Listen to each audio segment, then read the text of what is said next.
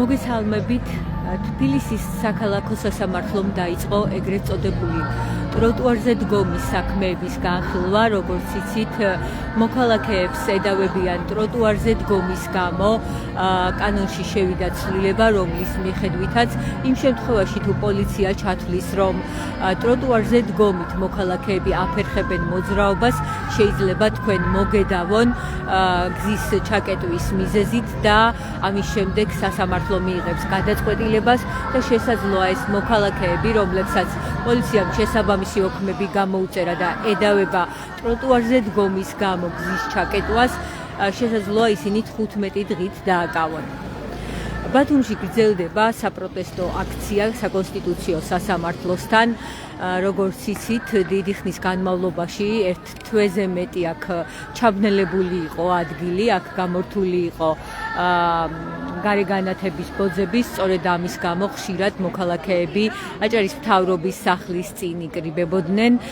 ახლა უკვე გააგრძელეს, შეიძლება ასე ითქვას, ტრადიცია და გადმოინაცვლეს ისევ საკონსტიტუციო სასამართლოსთან. პარალელურად ამ საღამოს გავრცელდა ინფორმაცია, რომ პოლიცია იყო მობილიზებული ბაჩოახალაიას სახლთან, კორპუსთან და შესაძლოა სწორედ მას აკავებენ, როგორც გავრცელდა ვერსია 4 ოქტომბრის საქმესთან დაკავშირებით.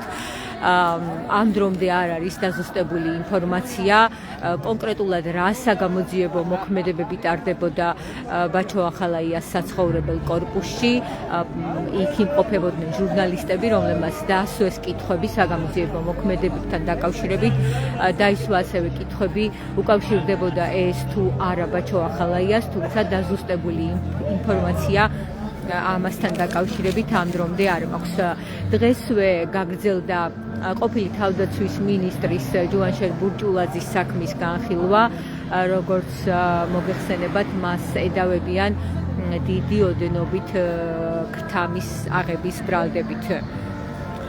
ახლა პარალელურად ხმები შემოდის მუსიკის ხმა საპროტესტო აქციის პარალელურად, როგორც იცით, ბათუმში ევროპის მოედანზე სახალხო კონცერტები დაიწყო უკვე და ეს კონცერტები უნდა გაგრძელდეს 31 დეკემბრის ჩათვლით. 31 დეკემბერს აქვს ჩანიშნული გალა კონცერტი და ბიუჯეტიდან ამ კონცერტებისთვის ჰონორარების სახით, მხოლოდ ჰონორარების სახით 400,000 ლარზე მეტი იხარჯება.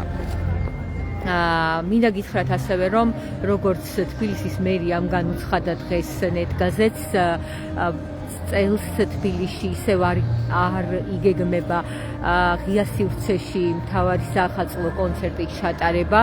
როგორც იცით, გასულ წელს მიიღო პირველად თბილისის მერიამ ეს გადაწყვეტილება, სწორედ იმის გამო, რომ თბილისში იყოს საკმაოდ ფართომასშტაბიანი კონცერტი და მთავარი ნაძვის ხის მიმდებარე ტერიტორია დაკავებული ჰქონდათ აქციის მონაწილეებს, რომლებიც ქვეყანაში მიმდინარე რეპრესიულ პოლიტიკას და ოცნების რეპრესიულ კანონებს აპროტესტებდნენ და წელსაც სატელევიზიო ფორმატის კონცერტი იქნება, როგორც ნეტგაზეთს უთხრეს თბილისის მერიაში.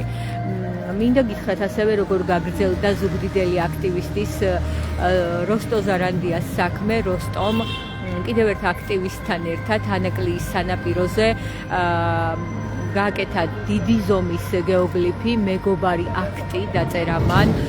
სხვათა შორის ამ აქციას, ერთგვარ აქციას საერთაშორისო გამოხმაურებას მოჰყვა, უცხოურმა მედია საშუალებებმაც დაწერეს ამის შესახებ.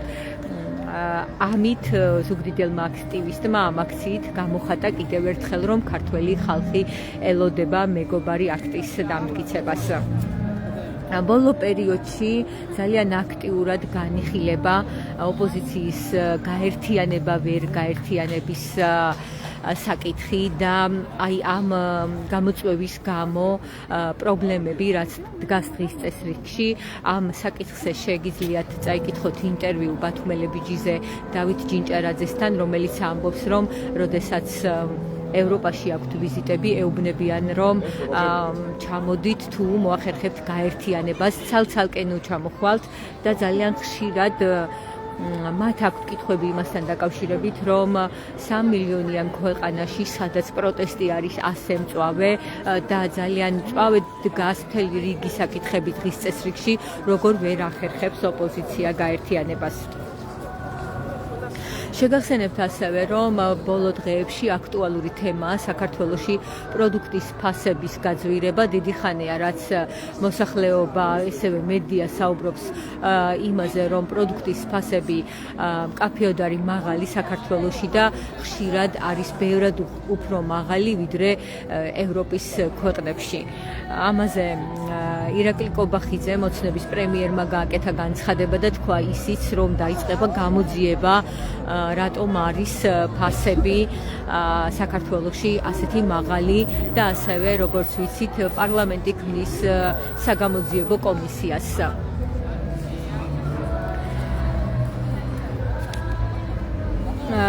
როგორც დღეს გავრცელდა ასევე სახალხო დამცველი აპირებს, რომ გასაჩივროს საკონსტიტუციო სასამართლოში კანონში შესული ცვლილებები, რომლითაც მოქალაქეებს შეკრება მანიფესტაციის გამართვის შესაძლებლობა შეეზღუდათ და ერთ-ერთი არის სწორედ ტროტუარზე დგომის უკავშირდება სწორედ ტროტუარზე დგომის საქმეებს, როგორც ისიც კანონი თვალისწინებს, რომ თუ იმ შემთხვევაში თუ პოლიცია ჩათვლის, რომ ტროტუარზე დგომით ზღუდავთ მოძრაობას, შეიძლება თქვენ შეგედაონ ამ კანონით და მოსამართლე მიიღოს გადაწყვეტილება თქვენი მაქსიმუმ 15 დღით დაკავების. თქვენ ახლა კადრში ხედავთ ზურა ჭავჭანიძის დროშას, ის იყო ბათუმის აქციების მედროშე, ახლა ციხეშია. ის დააკავეს 4 ოქტომბრის საქმესთან დაკავშირებით და როგორც ისიც შიმშილობს, ასე აპროტესტებს ის მოსამართლის გადაწყვეტილებას და ზოგადად ქვეყანაში მიმდინარე პროცესებს. ამ აქციაზე დღეს გავიგე, რომ ზურა ჭავჭანიძემ აქციის მონაწილეებს წერილი გამოუგზავნა და მე მინდა გაჩვენოთ კადრში ეს წერილი და ნაწილი ამ წერილის წაგიკითხოთ. აი ეს არის ზურა ჭავჭანიძის მიერ გამოგზავნილი წერილი. ამ წერილში ის მადლობას უხდის აქციების მონაწილეებს, რომლებიც ყოველ დღე აპროტესტებენ ქვეყანაში შექმნილ მდგომარეობას და ასევე მადლობას უხდის კონკრეტულ მონაწილეებს, რომლებმაც წერილი მისწერეს და ამ წერილებით გაამხნევეს ზურა ჭავჭანიძე. მინდა წაგიკითხოთ ახლა ამ წერილის ნაწილი. ხალხო, ძალიან მიყვარხართ, მომენატრეთ თქვენი სიყვარული და თანადგომა მაძლიერებს აქ ციხეში, ვიცი რომ ღელავთ ჩემზე, უკვე 25 დღეა ვშიმშილობ. მე როგორც თქვი, თავი გადადებული მაქვს ჩემი სამშობლოსთვის და ჯერჯერობით ვუძლებ სანერვიულო, არაფერი არ მჭირს. მუდმივად ექიმების კონტროლის ქვეშ ვიმყოფები და ჯერჯერობით კოსმონავტის წნევა მაქვს, როგორც ექიმები მეუბნებიან. აქამდე რამდენი იყო ჩემი წნევა, საერთოდ არ ვიცოდი. ასე უშუალოდ იმიტომ ვწერ, რომ ყველას ჩემს შინაურებად აღგიქვამთ. მე თუ შიმშილობ მხოლოდ იმისთვის, რომ ყველას ყურამდე და გულამდე მივაწვდინო, რა კატასტროფის წინაშე ვდგავართ. და შემდეგ ზურა ჭავჭანიძე თავის წერილში ჩამოთვლის თავის სურვილებს, ახმოვანებს კიდევ ერთხელ თუ რა მიზნებს უნდა მიაღწიონ აქციის მონაწილეებმა და ვიდრე ეს მიზნები არ იქნება მიღწეული, საპროტესტო აქციები უნდა გაგრძელდეს, წერს ზურა ჭავჭანიძე. როგორც ხედავთ კადრში, ისევ საკონსტიტუციო სასამართლოსთან მიმყოფებით და გრძელდება საპროტესტო აქცია ბათუმში. 28 ნოემბერს დაიწყო საპროტესტო აქციები ბათუმში, მას შემდეგ რაც ასევე როგორც მთელ ქვეყანაში სხვადასხვა ქალაქებში და ძირითადი მთავარი აქცია მიმდინარეობს დღემდე ასევე თბილისში, რუსთაველზე.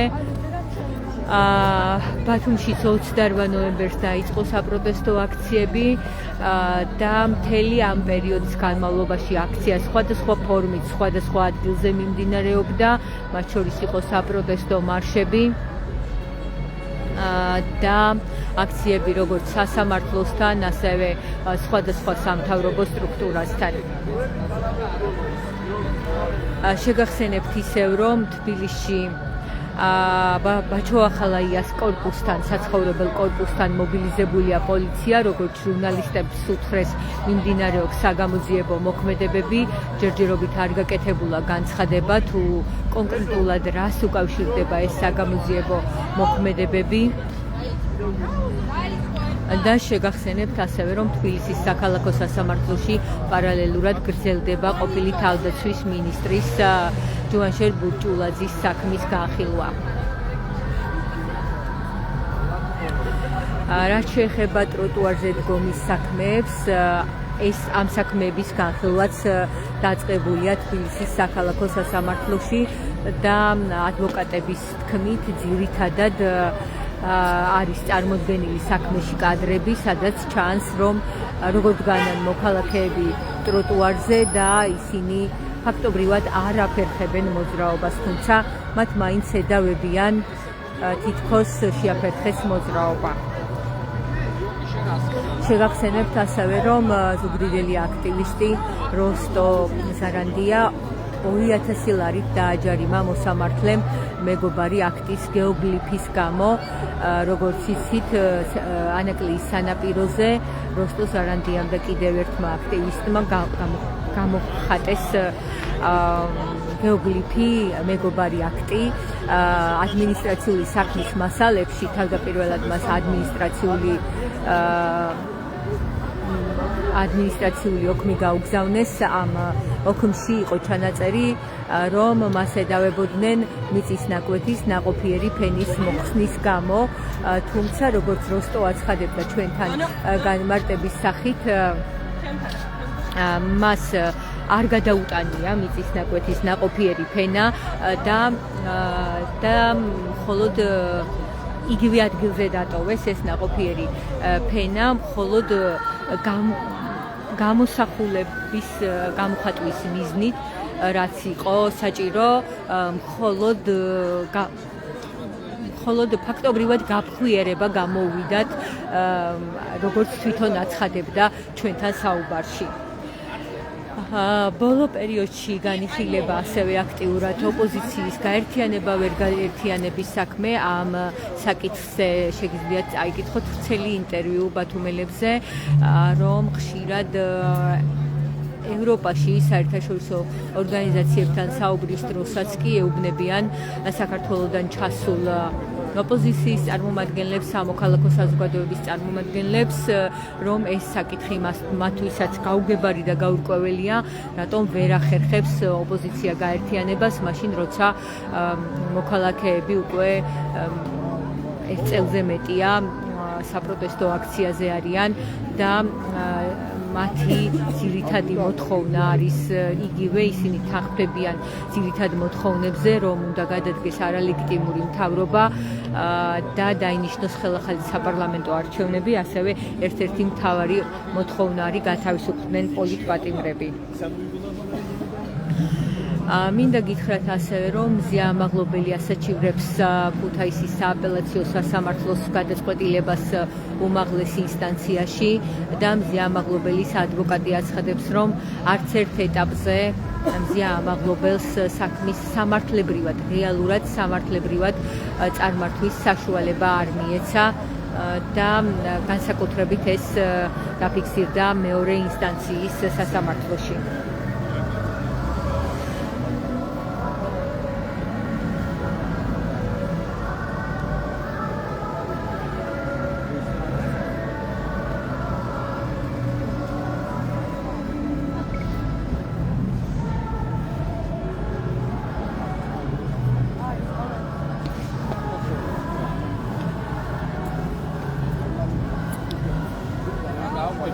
ასეთი ვითარებაა საკონსტიტუციო სასამართლოსთან ბათუმში. საპროტესტო აქცია გრძელდება. აქ იმყოფებიან მოქალაქეები, რომლებიც თითქმის ყოველ დღე მოდიან ერთი და იგივე მოთხოვნებით. გადადგეს არალეგიტიმური მთავრობა, გათავისუფლდნენ პოლიტპატიმრები და ჩაინიშნოს ხელახალი საპარლამენტო არჩევნები. ამით და მშვიდობებით მე დიდი მადლობა რომ გვიყურეთ, როგორ განვითარდება ქვეყანაში მოვლენები და რა განცხადებას გააკეთებს პოლიცია ბაჩო ახალაიას კორპუსთან მიმდინარე საგამოძიებო მოქმედებების დასრულების შემდეგ. ამაზე წაიკითხეთ ბათუმელები ჯიზე და ნეტგაზეთი ჯიზე. მადლობა რომ გვიყურეთ.